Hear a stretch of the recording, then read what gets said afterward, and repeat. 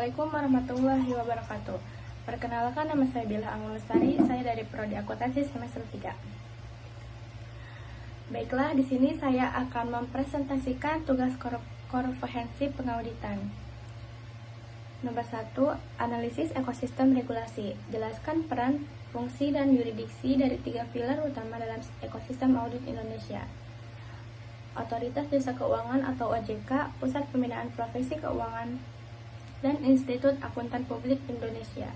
Gunakan contoh-contoh spesifik dari tindakan dan sanksi yang mereka ambil dalam kasus PT Garuda Indonesia untuk mengilustrasikan bagaimana mereka berinteraksi dan berkoordinasi dalam menegakkan akuntabilitas. Baiklah, jawabannya adalah para penjaga pasar, badan regulator dan profesional Otoritas Jasa Keuangan atau OJK padanan SEJ di Indonesia. Peranan fungsinya adalah OJK lembaga negara independen yang memiliki fungsi, tugas, dan wewenang pengaturan, pengawasan, pemeriksaan, dan penyelidikan terhadap keseluruhan kegiatan di sektor jasa keuangan, termasuk pasar modal. Tujuan utamanya adalah memastikan bahwa kegiatan sektor jasa keuangan terselenggara secara teratur, adil, transparan, dan akuntabel, serta mampu melindungi kepentingan konsumen dan masyarakat. Peran ini secara langsung sejajar dengan fungsi Securities and Exchange Commission di Amerika Serikat yang bertugas memastikan investor menerima informasi yang andal. Relevansi dengan kasus Garuda, OJK bertindak sebagai penyelidik utama PT Garuda Indonesia sebagai emiten. Fokus OJK adalah kepatuhan perusahaan terhadap peraturan pasar modal terkait penyusunan dan penyampaian laporan keuangan kepada publik. Pusat Pembinaan Profesi Keuangan atau padanan PCAB di Indonesia.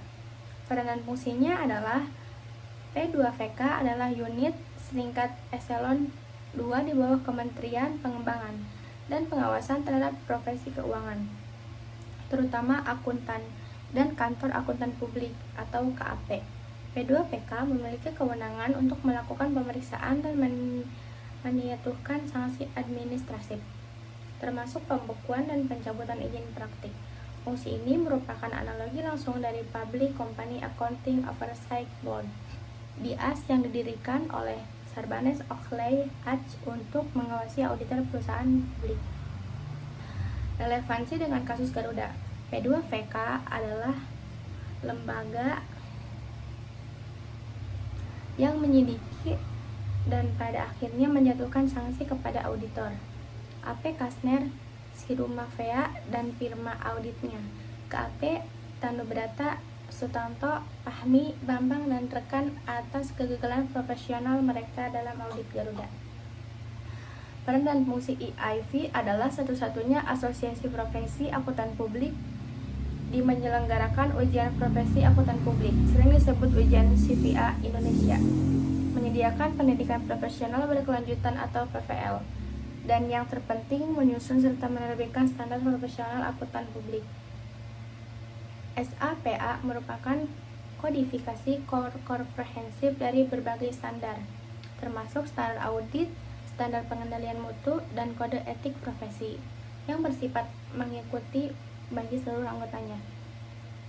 Peran ini mencerminkan fungsi American Institute of Certified Public Accountant dan menetapkan standar audit untuk perusahaan non-publik dan kode etik profesi di AS. Relevansi dengan kasus Garuda. SPAP yang diterbitkan oleh EIP menjadi dasar acuan bagi P2PK dalam mengevaluasi kinerja auditor dan KAP. Hasil pemeriksaan P2PK menemukan bahwa auditor dan KAP telah melanggar berbagai standar dan tercantum dalam SAPA.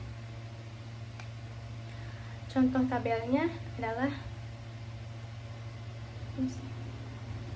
PT Garuda Tbk Persero, aturan standar yang dilanggar, UU Pasar Nomor 8 atau 1995 PSAK. Badan yang menjatuhkan sanksi, OJK atau BI. Sanksinya denda 100 juta dari OJK, 250 juta dari BI. Pemerintah untuk menyajikan kembali laporan keuangan dan paparan publik. Yang kedua, Dewan Direksi aturan standar yang dilanggar, peraturan Bapepam V11G11 tanggung jawab direksi. Badan yang menjatuhkan sanksi adalah OJK. Sanksinya denda per orang masing-masing 100 juta. Yang ketiga ada direksi komisaris atau kolektif. Peraturan 29/2016 laporan tahunan. Badan yang menjatuhkan sanksi adalah OJK.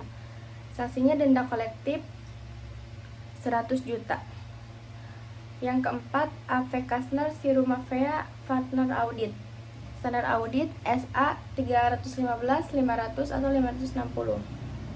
Badan yang menjatuhkan sanksi P2PK Kemenke. Sanksinya pembukaan izin selama 12 bulan. Dan yang terakhir, KAP Tanubrata et al. Firma Audit. Aturan atau standar yang dilanggar, standar penilaian mutu SPM 1. Badan yang menjatuhkan sanksi P2PK Kemenke OJK. Sanksinya peringatan tertulis, perintah untuk memperbaiki sistem pengendalian mutu.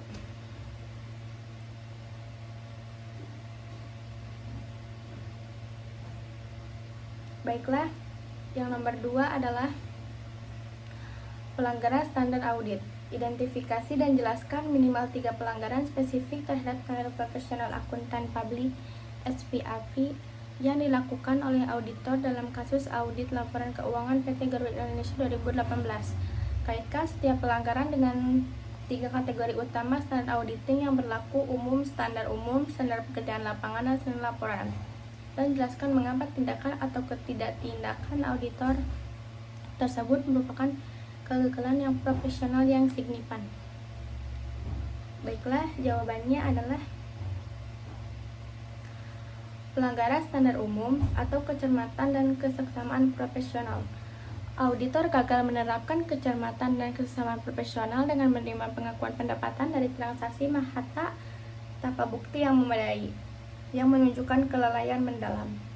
Pelanggaran standar pekerjaan lapangan, bukti audit yang cukup dan tepat. Auditor gagal memperoleh bukti yang cukup dan tepat mengenai kepastian penagihan dari transaksi mahata, hanya mengandalkan keberadaan kontrak yang tidak memenuhi syarat pengakuan pendapatan.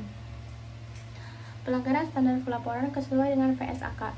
Auditor mengeluarkan opini wajar tanpa pengecualian meskipun laporan secara material menyimpan dari VSAK 23 tentang pendapatan karena pendapatan dari mahata belum benar-benar dihasilkan. Baiklah, nomor 3 adalah kegagalan sistemik vs individual. Sanksi dari V2VK tidak hanya menargetkan AP Kasner Sirumavea secara individu, tetapi juga ke AP Tanubrata et al. Sebagai sebuah firma. Analisislah mengapa kegagalan audit ini dianggap sebagai masalah sistematik di tingkat firma, bukan hanya kesalahan individu. Jelaskan konsep sistem pengendalian mutu SPM dan bagaimana elemen-elemen seperti konsultasi, pelaksanaan perikatan, dan tanggung jawab kepemimpinan seharusnya dapat mencegah kegagalan audit ini terjadi. Baiklah, jawabannya di sini adalah kegagalan audit ini dianggap sebagai masalah sistemik karena sanksi tidak hanya dijatuhkan kepada partner individu, tetapi juga kepada firma sebagai keseluruhan, menunjukkan bahwa sistem pengendalian mutu SPM sebagai jaring pengaman telah gagal berfungsi.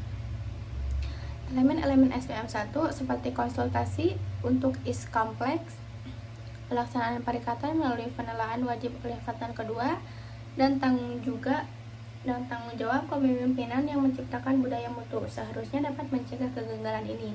Kegagalan dapat menerapkan elemen-elemen tersebut yang memungkinkan kesalahan individu tidak terdeteksi dan laporan audit yang cacat tetap diterbitkan. Baiklah, yang terakhir adalah peran tata kelola perusahaan.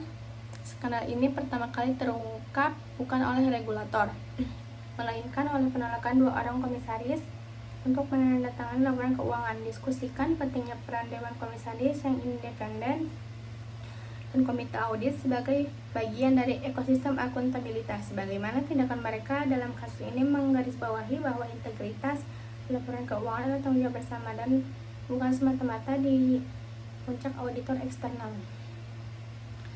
Baiklah, jawabannya adalah Peran Dewan Komisaris yang independen dan Komite Audit sangat penting dalam ekosistem akuntabilitas. Tindakan mereka menolak menandatangani laporan keuangan menunjukkan bahwa integritas pelaporan keuangan adalah tanggung jawab bersama, bukan hanya auditor eksternal. Dewan Komisaris yang independen dan Komite Audit berperan sebagai pengawas internal yang kritis. Mereka bertanggung jawab untuk memastikan bahwa manajemen menjalankan tugasnya dengan benar, termasuk dalam hal pelaporan keuangan. Dewan Komisaris independen adalah anggota dewan yang tidak memiliki hubungan material dengan perusahaan atau manajemen. Peran mereka adalah memberikan objektivitas dan pengawasan yang tidak bias. Penolakan mereka untuk menandatangani laporan keuangan menunjukkan bahwa mereka menjalankan tugas pengawasannya dengan serius. Komite Audit terdiri dari anggota dewan yang independen. Tugasnya adalah mengawasi proses pelaporan keuangan, sistem pengendalian internal, dan audit keberadaan komite. Audit memastikan bahwa ada mekanisme khusus untuk memeriksa dan meninjau keandalan laporan keuangan. Baiklah, sekian dari saya. Wassalamualaikum warahmatullahi wabarakatuh.